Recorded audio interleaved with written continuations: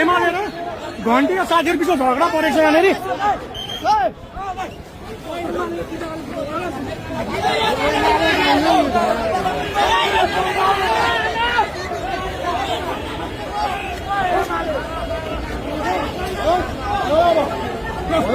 Police के हो यार, प्लीज यार, पुलिस को काम छैन, प्लीज यार, फ्रीमा खोजिदिनु यार।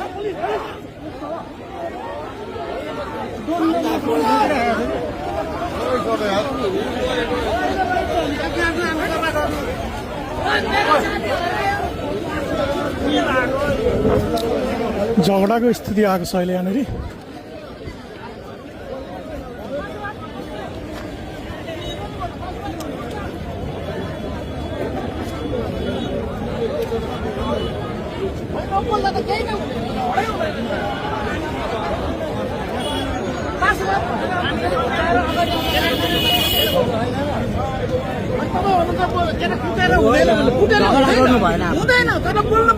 बोल्नु पनि भएन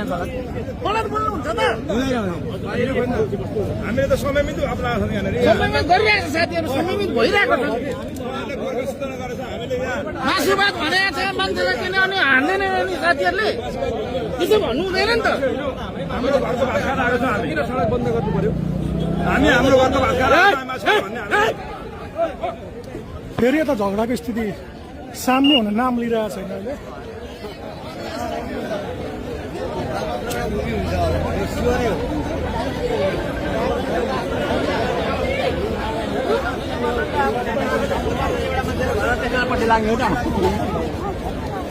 मतिर हेर्नु त हेलमेट बोकेर